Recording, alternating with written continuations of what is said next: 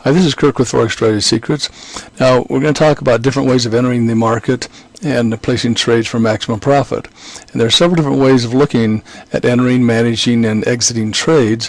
One is to add several lots, like right here would be a good entry signal. So the one management system would be to add several lots. Many people talk about adding 3 lots. Then I've heard many people say after 20 pips you close one of the lots, another 20 pips you close one of the lots, and you put your stop at the break-even point and let the other one run and see what happens.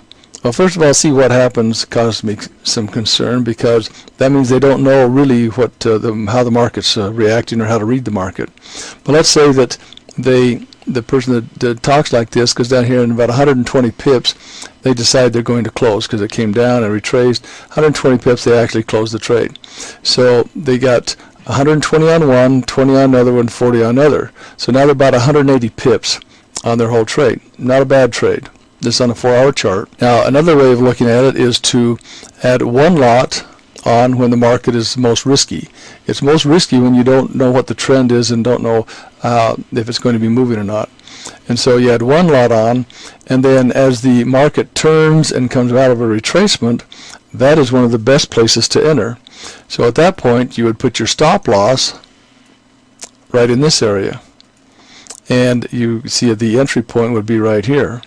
So the worst case scenario is if you added 2 more lots right here and they came back up against you, you would be 80 pips into that trade plus the original 89 pips. So at worst case, by combining the whole thing together, you'd have a small profit of about 10 pips. But you have an idea as to how the market's going to move. So what we like to do is if a trade moves like that and it takes us out, then we can add on heavy again, because now we know that the market's going. But let's say we left the trade on and added onto it right here. We added 2 more lots here, so we have our total of 3 lots.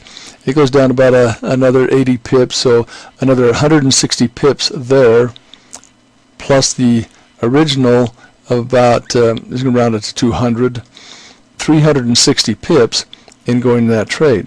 But what if you'd been closed out at the 9 pips up here and just re-entered at 2 lots right here and then closed it out for 80?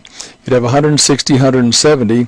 You're still right at about the same point as if you had gone in and scaled out of the trade.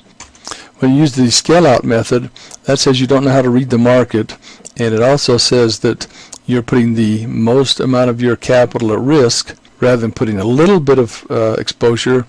Once it gets in your favor, then and moves heavily, then you can add more to it, and you're actually protecting some of the risk because of your profit on the previous move, and that will in many cases give you a larger amount of pips per the trade. So in summary, you put the least amount of exposure to the market when there's the greatest amount of risk, and then once the market gets moving and head retracement is headed back in your direction again, then add on a little heavier.